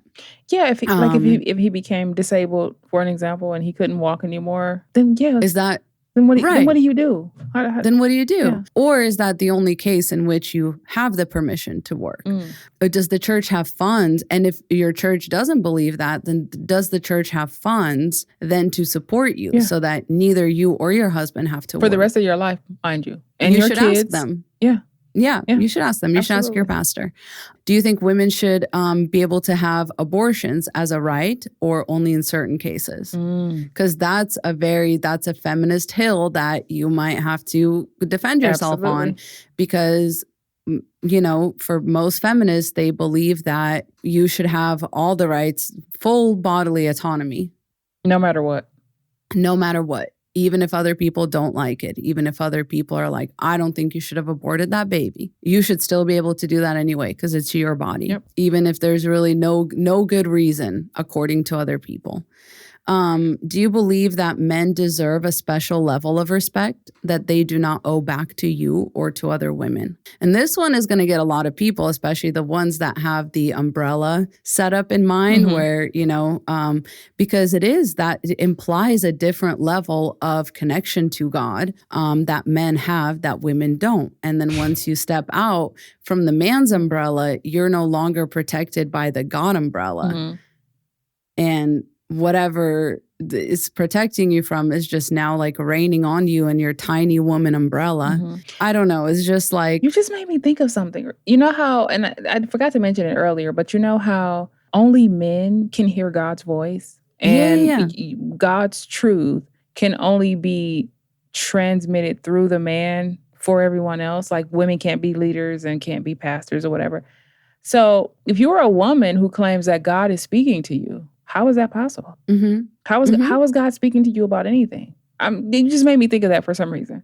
How is God speaking to you when only men can hear God's voice? And I just don't. There's something to think about. If you're that woman who's like, oh well, God, you have to have discernment, and I have discernment, and I can hear God's voice. How? You have to like literally think about all of the stuff that you're taught and ask yourself, am I crazy? Do I belong in a psych unit? Or is God really speaking to me? Or if he is speaking to me, why does the Bible say that men, or why is your pastor saying only men can get God's message? I'm not really understanding. So that's something to think about too. I just want to throw that in there because you just made me think about it. That's a great question. Like, can women be the mouthpiece for God? Can women be the vessel, for anything other than childbirth or motherhood or whatever? Yeah. And what do you think of all the misogyny in the Bible? That's my other question to women who claim to be Christian feminists. What do you think of all the literal misogyny in the Bible? Because to me, it's like there are so many examples in the Bible where women get punished for things that men do, and where ultimately the responsibility falls on women to keep things the way that they are, to keep things palatable for men, to like make sure that men don't get in trouble. And it all comes at women's expense. Like if women have to sacrifice themselves or sacrifice their children or step into the line of like being blamed for things, that essentially is, to me, I just want to know what women think about that, or the general misogyny that is not including women, like erasing women from the storyline of the Bible. Mm-hmm. And then my last question is, kind of goes hand in hand with that, is how far do you subscribe to the Bible as a set of beliefs and practices? Because there was a woman, she has sadly passed since. Her name was Rachel Held Evans, and she did this experiment where she lived as the Proverbs 31 woman, and she was literally like hand washing the clothes and like hanging them on the roof to dry and like whatever. And anyways, it kind of radicalized her. Mm-hmm. And I just want to know, right, to the women that again, claim to be Christian feminists and claim that you can follow the Bible and be a Christian and be a woman and be a feminist. There are actual commands and rules in the Bible that tell you exactly how women should act. What of those things do you do? Probably none of it. I mean, I just want to know because, again, a lot of it is like hypocrisy, the hypocrisy and irony, just step in step, hand in hand. Like, I totally agree. I feel like if you have in your mind that you can still be a Christian and a feminist at the same time, and you have your own sense of morality and whatever else, the moment you accept male leadership, the moment you believe that the man is in charge, the moment that you say women should be submissive to men, and you believe that the divine authority is male, you are not a feminist. Point blank, period. Automatically not a feminist. So, by the time this is all done, like I like to say, when the shit hits the fan and when the tumbleweed stops rolling, you are not a feminist if you believe that men are supposed to be in charge of you, of other women, of whoever, the world, even though we're the ones who give birth. But I'm going to keep saying that. But anyways. It is. It's the most like empirical and undeniable evidence that like God is an invention of the male psyche. Yes. Like that's the most empirical evidence. Like I said, you could walk into any hospital right now and you cannot show me a cis man who is giving birth. You just can't. Like I could go to every hospital on the planet. in the world, and I could be like, show me a cis man who's giving birth right now, and you can't. So that's literally like zero evidence that somebody who was assigned male at birth can create life the way that people who were assigned female at birth can. And so that's not something you can argue with at all. And you can't argue with when you think about fruit trees. I mean, you have the male fruit trees, and then you have the female trees. The female trees produce fruit. The male trees produce allergies. Right. Pollen. Yeah. Pollen, and you know what I mean? Mm-hmm. I'm just saying, Mm-hmm. you know, that's just something to think about.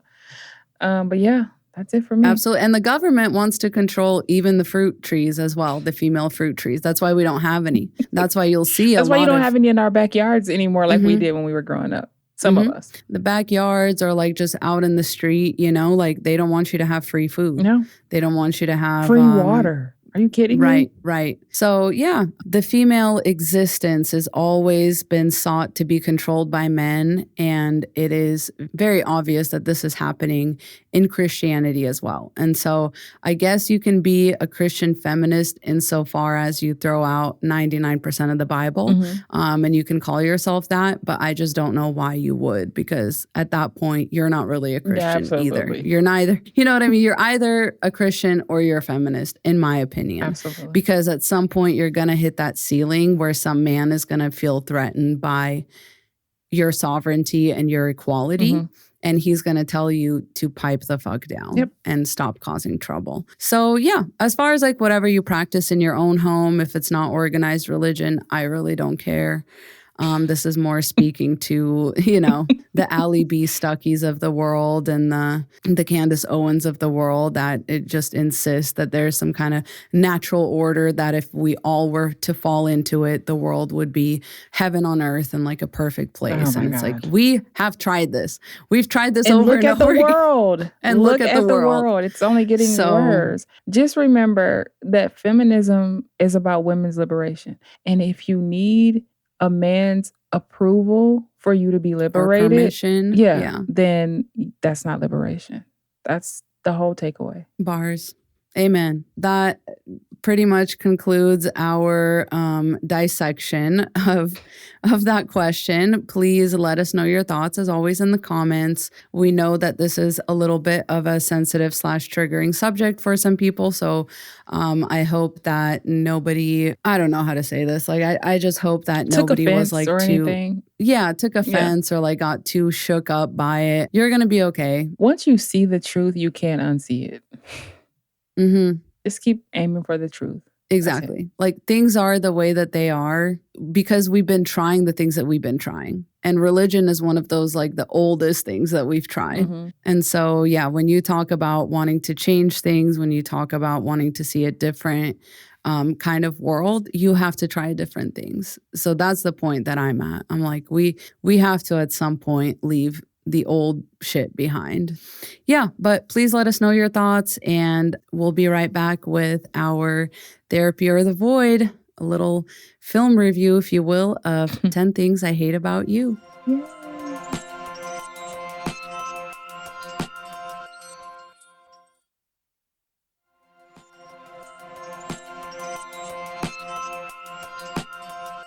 Alrighty, welcome back, and we are here to discuss who should go to therapy and who should be cast into the void, featuring the cast of 10 Things I Hate About You, which, as I said before, is one of Sovereign's favorite movies, and for good reason. I actually rewatched it last night, and it's kind of one of those movies that was way ahead of its time, especially considering like the cultural moment right now. Honestly, I was watching this movie and I was joking with my husband. I was like, dude, if this movie came out like today, can you imagine people's like reaction to it? Like the Ben Shapiro takes, like the freaking, you know, all these guys would be up in arms about like the content of that film. I totally agree. It's so funny. Okay, let's see. So let me set the scene a little bit so that just in case somebody still hasn't seen this movie, it's like one of the most quintessential movies of all time. But if you haven't seen it, it's a modern adaptation of Shakespeare's The Taming of the Shrew, which sounds horrible, okay? But the script was actually written by two women. And is actually very feminist in its nature. And I don't know how closely it follows the Taming of the Shrew like narrative, but it's kind of based in that. That's why you hear those references in the movie. At some point, she actually gets called the shrew, which is, you know, yeah. So it's one of those movies where somebody gets paid to go out with someone. Actually, one of my favorite genres of movies. I love them. I love them. What's the one with like Nick Cannon and Christina Milian? Or who is it? Love Don't Cost a Thing. Love Don't Cost a Thing. Yes. For some reason, those always crack me up. And She's All That. She's All That. She's All That. Thank you. Yes. I love a good Princess Diaries. Or is it with Anne Hathaway? Is it? Ryan says yes.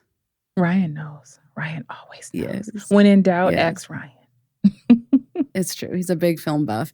So, yes, I love a good makeover type movie, or like a good, somebody gets paid to date someone. I don't know why. I just think that's funny. No. So, actually, Sovereign, can you set it up? I'm not doing a good job. I am not. Okay, so the two stars of the show. So you got Julia Stiles and Bianca Stratford is her little sister, and I can't think of her name in real life. Something Olenek. It's a Slavic girl. They're sisters, and their father made a rule that the younger sister, Bianca, can date as long as Kat dates. And he was counting on Kat being like, oh, I don't care about dating. I don't want to deal with boyfriends. I just want to go to college, blah, blah, blah. She was just like doing her own thing, and he was counting on her to never date. So that way he never had to worry about Bianca. He thought he did his big one, yeah. And the dad was as cool as shit. But anyways. Love him. So then the guy who I would say was a good guy, a real good guy, not a fake good guy, who was into Bianca, the youngest sister. Played by Joseph Gordon-Levitt. Yes. He wanted to date her, but she couldn't date. So he thought, him and his other friend, Michael, did you say he was an incel? He is an incel. He is an incel, and I will die on that hill. I never thought about that. Oh my God. I never thought about that. I think you are correct. So anyway, he has his friend. They come up with a scheme to pay another student, Heath Ledger's character, which was Patrick Verona, to take out the big sister so that the good guy can go out on a date with the youngest sister. And it gets all tangled up, and there's a lot of crap going on. It's a very convoluted plan. Okay. Meanwhile, the youngest sister is not even into the good guy. She's into the jock, but he's a model or whatever. Asshole. And so just imagine how it plays out. But if y'all haven't watched that movie, y'all got to go see it. It's my favorite movies. I can watch that movie a million times. It's really so good. It's really good. It's super funny. Like, I laughed from start to finish. The whole movie is funny. Absolutely. But the timing of the humor, like apparently, so Gil Rodriguez, the director, he did not want to take on the movie when his agent brought him the script. He was like, no, I'm not even going to read it. Like, Shakespeare adaptation, that sounds boring, whatever. And then his agent like insisted. And once he laid eyes on the script, he was like, I'm all in. This is amazing. So, and you could tell because he directed the fuck out of it. Facts. Like, it's perfect. Absolute facts. Perfection. It's definitely in my top 3 for sure. Favorite movies of all time. It's really love movies too. Yes. I know most people have seen this movie, so I know we don't have to like get too in the weeds. But okay, so we're going to go through an order of appearance. So starting with Kat Stratford. Does she need to go to therapy? Does she need to go to the void? Or is there a secret third option? Because I know, I always wondered if there was a secret third option. I would say... I feel like a lot of people could benefit from therapy, but I wouldn't send her to therapy based on anything she did in the movie. No. More like it sounds like she's having a tough time with her mom leaving. Sounds like she never really processed that. So I would send her to therapy for that. For that reason. As far as everything else goes, I mean, she did her own therapy. She figured out that she didn't want to be popular. She figured she was popular. And she just got sick of it or something, like Bianca said. And she decided she made a mistake, dating Joey. And she said she lost her virginity to him because everybody else was doing it. And she, she was like, I don't want to be that person. I want to do things because I want to do. I want to set my own expectations. And this is the school I want to go to. And this is what I want to do in my life and blah, blah, blah. So I think she did her own self-therapy. She recognized what her mistake was and she got it together. She decentered men. Yeah, she decentered Absolutely. men. She decentered men. She realized that it's not shit. There's no reward. You know, the reward is you get to do more of something you don't like and that you're not comfortable with and continue putting yourself at risk of like pregnancy and other things just so man can get off. Like that, she figured that out real young, that it's not worth it. And she has conducted herself that way ever since. I like how you just put that. Women go through all of that just for a man to get off. If you really think about it, that's really all it is. Everything he cared about. All you go through in life is just it's its own punishment. Really I'm telling you, it's its own punishment when you realize you're how going through in life. Really, for that? That's so crazy. When you put it that way, it sounds fucking crazy. It's so true, though. Oh, my God. Okay. Okay. Thank you. Cameron James. So that's the guy that's played by Joseph Gordon-Levitt, and he's like the good guy. Who actually likes Bianca for who she is and how beautiful she is and she's smart. Meanwhile, Joey only liked her because she was hot and she was popular and he just wanted to bang her. And that was it. Absolutely. Also, she's like terribly younger than him. You know, like what, she's in 9th grade or 10th grade. So. She said she was the only freshman that got asked to prom. Yeah. So 9th grade and this is a senior. And a senior is asking you to go to prom. Like, that's so creepy. I'm sorry. The age difference thing starts very young. Men know exactly. Because it's like all the girls in his grade have figured out that he ain't shit. And that, spoiler alert, he's not packing very much, as Kat said. She said, I threatened him and I told him that the whole cheerleading squad is going to find out how small his dick is. Yeah. So he, you know what I mean? It's like he's already gone through all the available women and he has to now, you know, be picking from the youngest, most naive, most like unseasoned, you know, girls in the school. So it's very predatory if you really think about it. You know what? I never really thought of it that way, but you're correct. I just saw it as, you know, he was just seeing a hot girl and just went after her. But you're absolutely correct. She was a freshman. You know how many times I've seen this movie and it just didn't even dawn on me that was I had to watch it specifically with all of this in mind and like really nitpick because I know a lot of people didn't catch any of it. And I've seen the movie a lot of times too. So Cameron, I think... What do we think about Cameron? So he learned, isn't it part of the narrative that he like learned French so that he could tutor her? To take her out. That was the only way he knew how to get next to her because she was popular and not paying him any attention. So he figured if I do something that she needs, like a French tutor, then I can get close to her. And I would say, I don't necessarily think he needed to go to therapy, maybe in the beginning, but he finally got his shit together and he stood up for her. He got punched in the face, but he still stood up for her and stood up for himself. You remember when he went off on her, like, you can't just go around treating people this way because you're beautiful and blah, blah, blah. I have feelings too. You know, he stood up for himself finally. So I think he did his own self-therapy. Yeah. And he got the girl. And he got the girl at the end. So, I mean, there you go. So the secret option. He kind of improved himself in the process too. Like now he can be a French tutor if he ever needs any extra lunch money or whatever. Now he's got a little bit something on the side. Yeah. Okay. In order of appearance, Patrick Verona. We see him first in that scene with Miss Perky, which I will get to you, Miss Perky. Oh my God. Got some issues with Miss Perky. But let's talk about Patrick because my only thing with him and like the reason why I would send him to therapy is because why did you have your dick out in front of the lunch lady? Well, why were you flashing the lunch lady? Wait, no, didn't he say it was a bratwurst? Well, he wouldn't have gotten in trouble for that. So I think that he wanted people to think he was flashing people, but it was a bratwurst. But they didn't. So the point that he was trying to pretend. Even so, if he did, I took it as he did flash it was a him, real. Yeah, if he did flash himself, or if he lied and said it's a bratwurst to get out of trouble, either way, he needs to go to therapy for that. Because, like, what are you doing?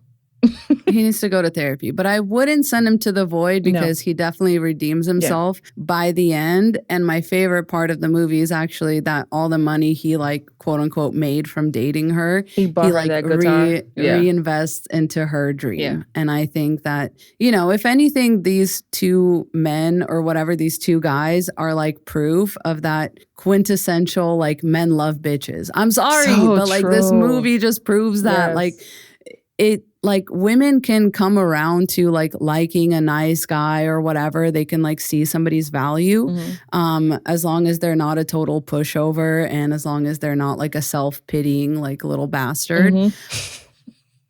I think women, but men really hate women who are nice to them.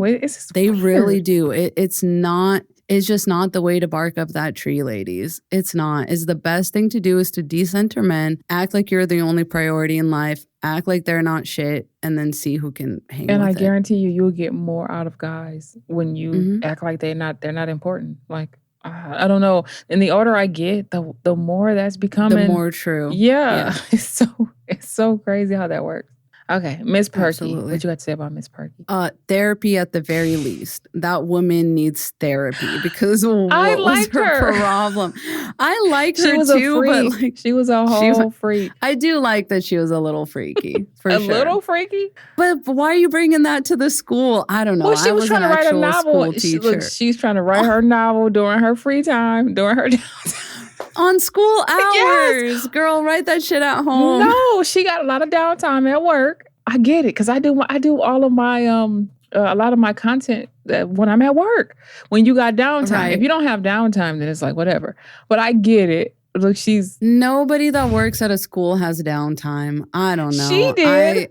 I'm not ready to die on this hill. And I'm open. The way she handled the students when they come in, she's like, oh, blah, blah, blah, blah. Okay, now scoot. Like she had time. Like they come in there and she gets them right out of her office because she wants to get back to her novel. I know. That's what I'm saying. So she really serving the students to her best capacity. Oh my God. Yeah. No, she's not. So therapy. Listen, just a little therapy. Let's just like figure out. Let's get our time management, work. Priorities, work boundaries, you know, like I don't know. She, as somebody who worked in the school system, I'm like, we need all hands on deck. You cannot be writing erotica on school That's time. True. From your point of view, I totally see. Oh my God, her references though with the words. Oh, she was amazing. Oh my God, I was cracking up. And don't get me wrong, like as a character, I love her. And as a representation of how women can and should do the bare minimum, I love her.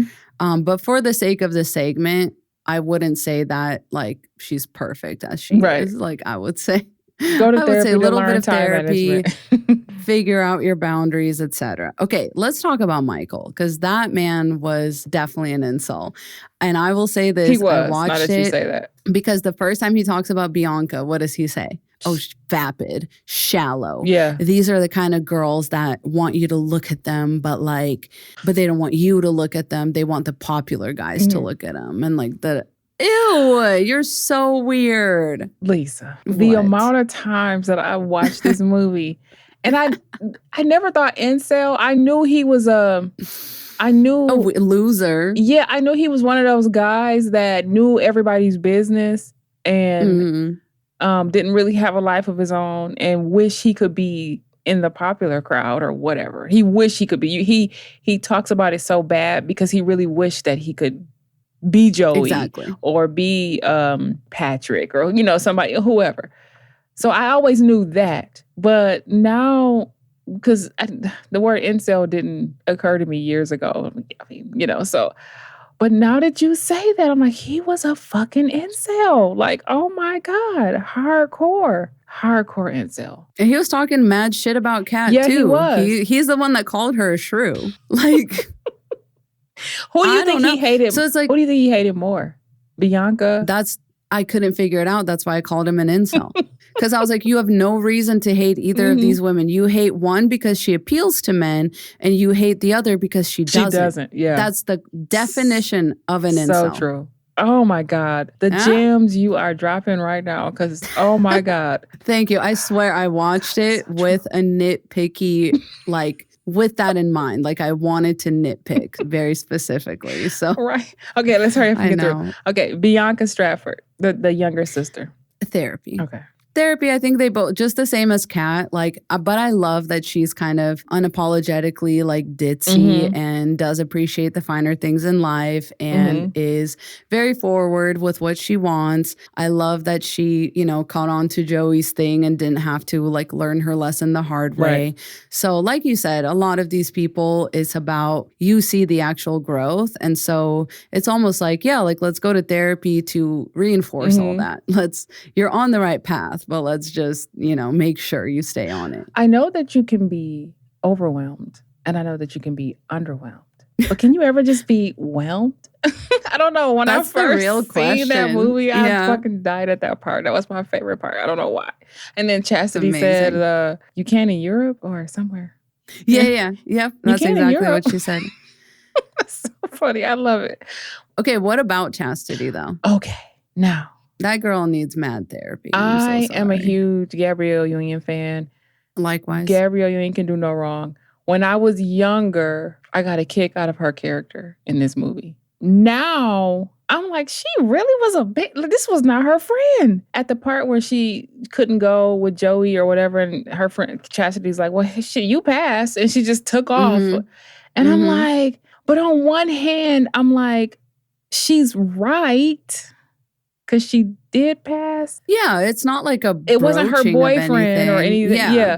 So Yeah. it's like, but then at the same time, it's like, really? It's kind of like cutting off your nose to spite your face. Like, oh, you passed, so let me go get like, let me go have get that whole played by Joey. experience. Yeah.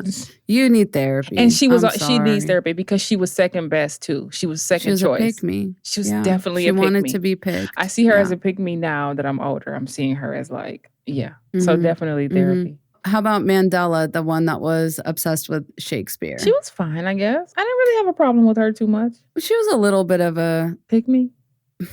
I don't want to say pick me, but why was she so upset about this like man who's like no prize, obviously, to begin with, Yeah. like kind of ditching her? Like, I don't know. She was a little too worked up. Yeah. Like, listen, if he wanted to, he would. So therapy. Go to therapy. Yeah, I agree. Go to therapy.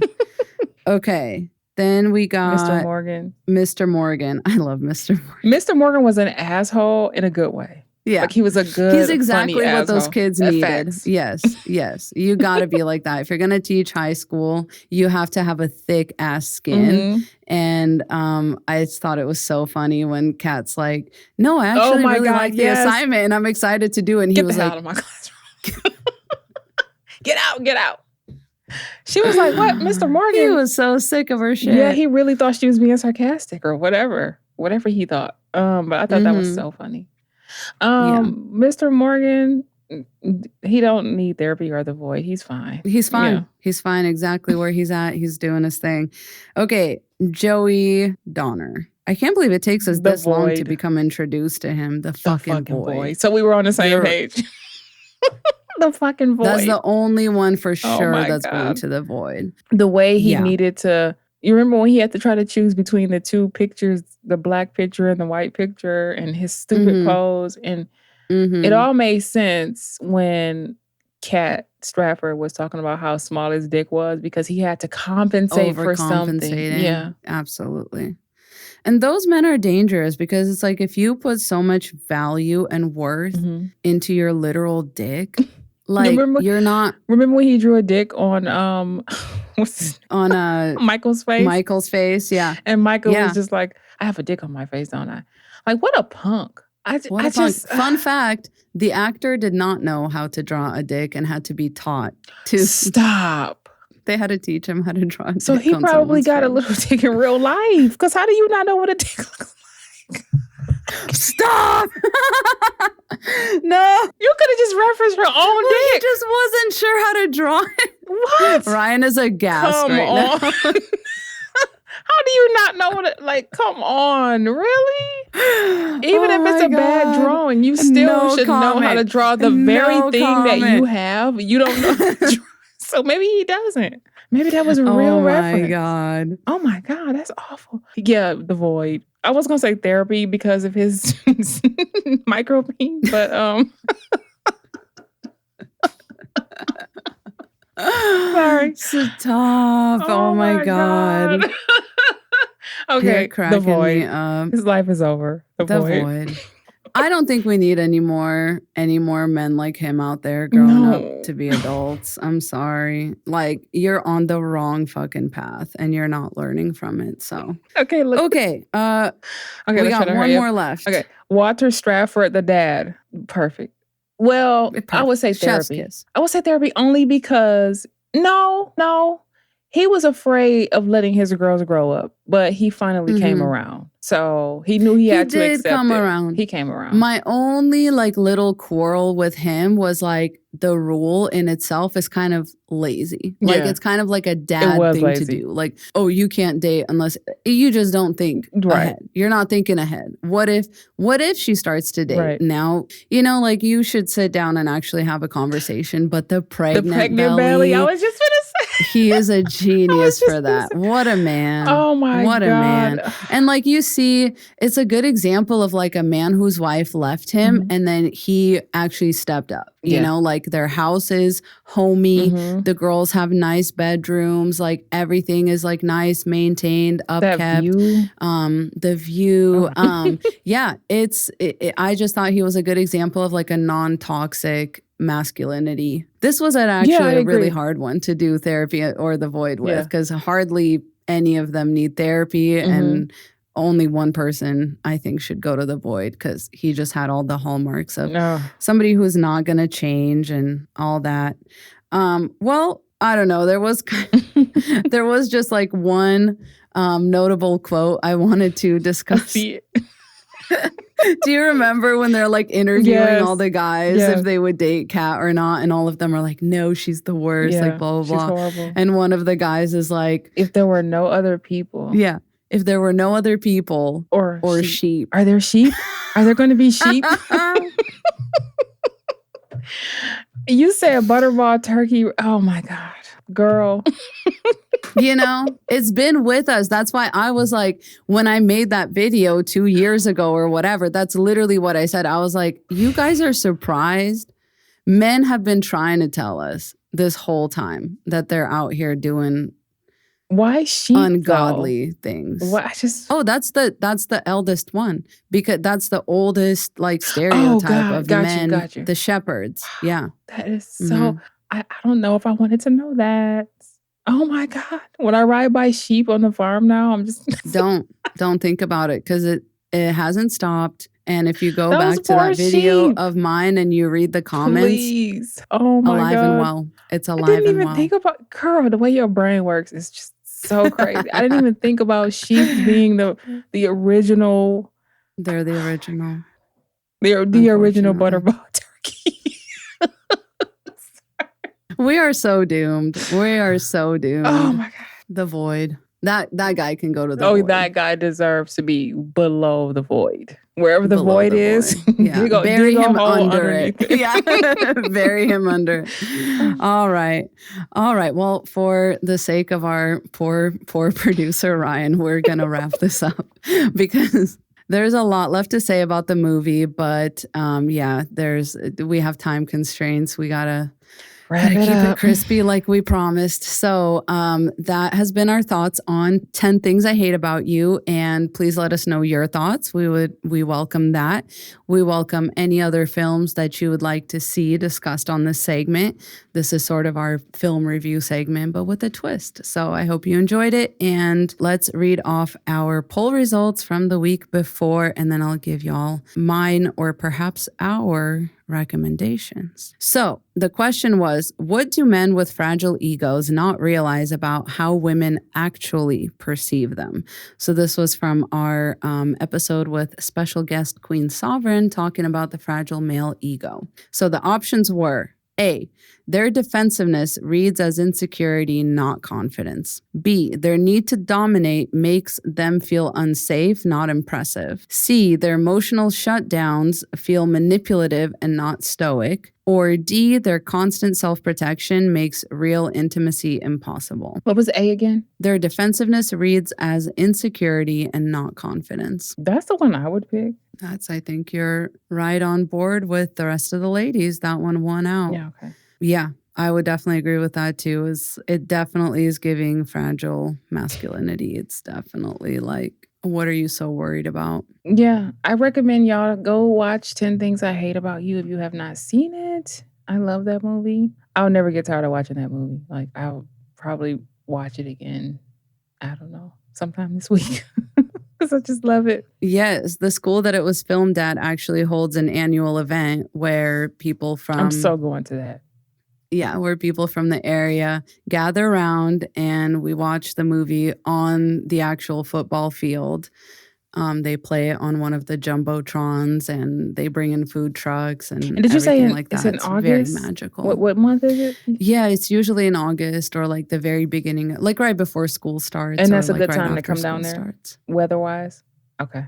It is. It's the best time to come down there weather-wise. Okay, so my recommendations are, so there's a book called Biblical Womanhood, How the Subjugation of Women Became Gospel Truth, and that's written by Beth Allison Barr. And then there's also a book by Kristen Kobes-Dumez called Jesus and John Wayne. So these are beginner deconstruction resources, not to be confused for like feminist literature. They are for people that are within the church to kind of start deconstructing the ideas of biblical patriarchy. Again, this isn't necessarily like radical feminism, but it is if you're in that place where you're just starting to question and or deconstruct these things, these will be really good resources for you to see how we actually came to this biblical version of the patriarchy and the American version of it even. So, and next week we'll be having a special guest. Her name is Abby Eckel, and she does a lot of really, really amazing work around the idea of the mental load and equal partnership. So I'm really excited to dive into all of that with her. In the meantime, definitely find her on the socials and get familiar with her content if you aren't yet. And we will see you next week to talk more about the mental load and division of labor. So we'll see you then. Bye.